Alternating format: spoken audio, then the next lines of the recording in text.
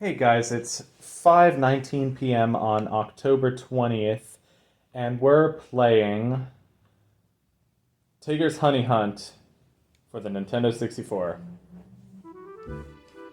Tigger's Adventure, photo album, options, classic minigames, so classic, unbelievable.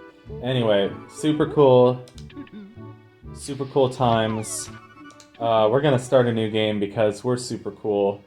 Um, yeah, hello, my name is Helium Lemon, and I want to have a very cozy, autumn themed adventure with you. At least autumn themed for the most part.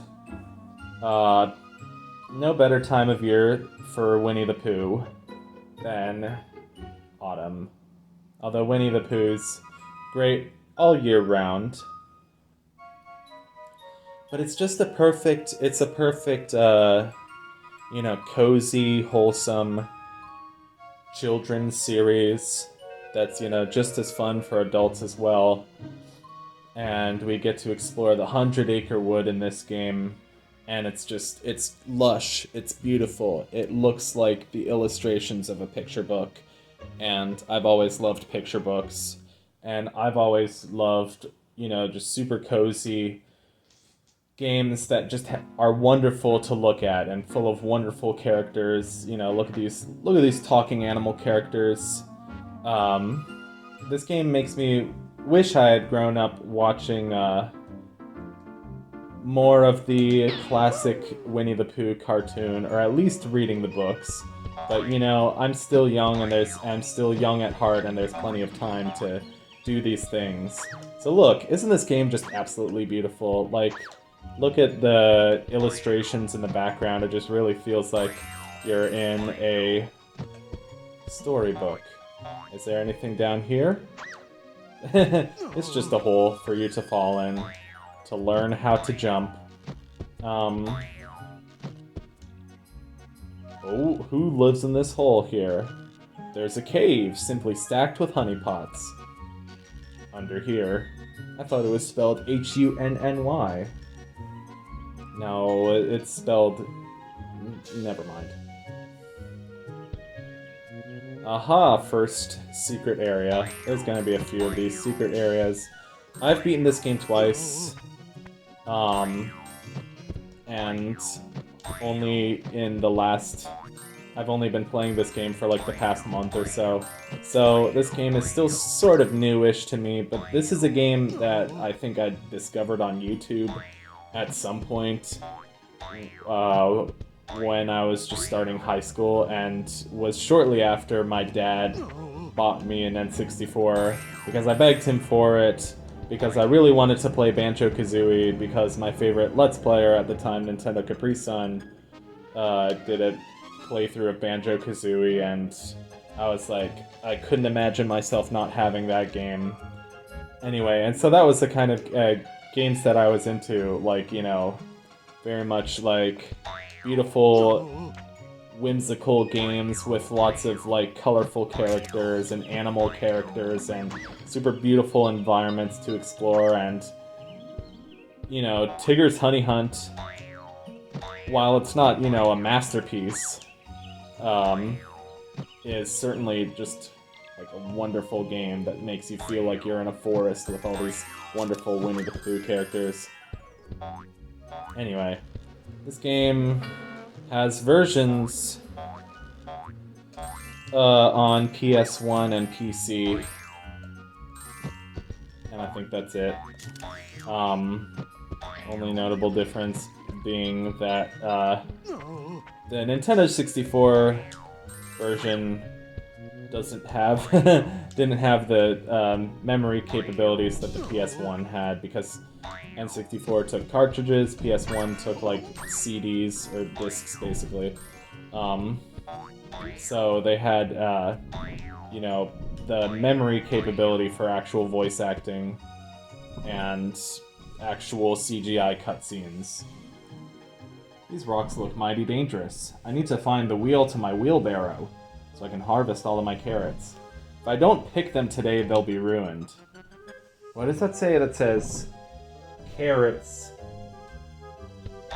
And I can't read the other ones. Can we get over to that branch yet? No. But yeah, it's been a great time for me to just kind of relive nostalgia and make new nostalgia by playing games that I never played on the N64, or my main way of playing them back in the day was actually Wii Virtual Console. But if you remember, Banjo-Kazooie wasn't on Wii Virtual Console because Nintendo didn't have the rights to it at that point, which... Hello? What's that? Do we need to give that to somebody? Hello there, Rabbit. I found your wheelbarrowy wheel. Hooray, a magnificent job. Thank you, Tigger. Great Jorb. I feel so corny for making that reference. I feel like it's such an obvious reference, but I also feel like there's also plenty of people who aren't gonna get it. So yeah, now you got the basic gist of this game. It's a side-scrolling platformer with basically a 2.5D. I don't know if you would call it 2.5D. But you probably would, because the perspective creates depth, and the camera changes so that you're not just moving straight left and right. There might be 100 honeypots on each level. I'm not completely sure. But I do know that there's a couple photographs, 2 or 3. There's usually a secret area, and there's a special item that a character needs. Nighttail. Alright. Yeah, this game just makes me so happy. Hello, Eeyore. Hello to you too, Tigger. Seems I've lost my tail again. If you happen to find it, would you bring it back to me? I'm gonna find it for you. T-I-F-N. And then he didn't finish. Anything down here in this pit? Absolutely nothing. Oh, look at the stars in the sky. It's really nice. Man, I haven't seen stars in a while. I would give anything to go to the woods or, like, a real park or something. I haven't done that in a while. Oh no, scary tree. You look like... it's one of those trees from Paper Mario. Or... is it Paper Mario? Yeah. Anyway. This reminds me of, a book that I have called The Kissing Hand, which is like a really beautiful picture book about, like, Mother Raccoon and her son, who's, like, afraid to, like, go off to school. So then the Mother Raccoon is like, well, just remember that this is the kissing hand, so whenever you feel lonely, you know... And then she puts, like, a permanent kiss in his hand, so that the idea of the kiss is there. And don't worry, you can't wash it off. But yeah, it's just really sweet. Good old Tigger. Yeah, I mean, it's not a masterpiece by any stretch of the imagination, but it is pretty darn fun. There are a lot of cheesy and corny sound effects. There are also a few places where there's been a few jumps that have been, like, overly precise, and it's taken me a good solid, like, 5 minutes of getting stuck on those jumps. Sometimes more, but after beating the game a couple times, I think I'm getting better. Stupid woozle. Okay, so that's a woozle, and it got me, for whatever reason. They're supposed to be like paper lanterns. That's kind of cool. I don't know if I've... Well, that's not true. I've seen paper lanterns in real life. But I wasn't sure what that... if that's actually what they were.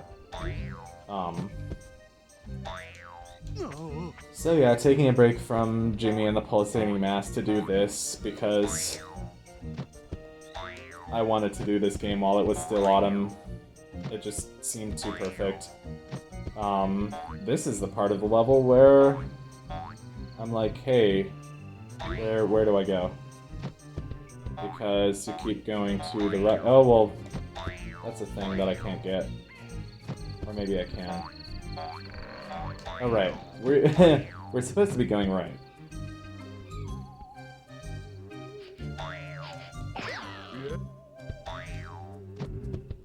Yeah, I mean, I suppose I should say that, like, going forward, I'm going to be playing a bunch of games on an emulator. Feel free not to watch if you have ethical qualms about using emulators. I personally think they're great. And I know a lot of YouTubers who feel like, oh, they can't say the E word, or else Nintendo is going to demonetize them or whatever, or report them. And I mean, the thing is, this is a 20-year-old game, and more than 20 years old, and no physical copies of it are being made anymore. So if you want to play a digital copy of it without having to collect what is becoming a really rare pieces of physical media, because they're not in circulation anymore. They're not even being made anymore. I mean, well, some people... And what's cool is some people create their own games, like ROM hacks or whatever, that, because they're ROM hacks, they are able to run on emulators, but they're also able to run on the actual system, so you get, like, physical cartridges of things like, what's a good example of a ROM hack? Like, Legend of Zelda the Missing Link. Or, I don't know. It's just cool. Or like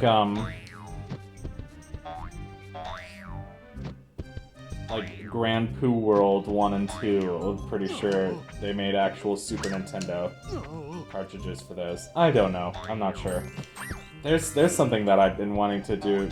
So I've been doing all these N64 games, but I've kind of wanted to play the original Super Mario World and play Mario World ROM hacks.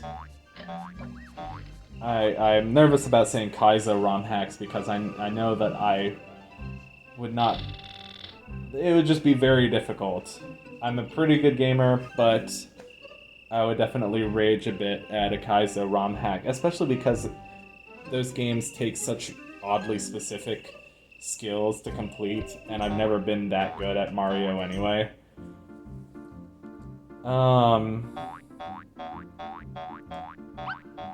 So I think that's enough for one episode, but I'm really excited to be on this wonderful journey with you guys and with Tigger and with the rest of the Winnie the Pooh gang. So until next time, hope you're having a wonderful autumn or whatever time of year it is, and I'll see you in the next one. Goodbye.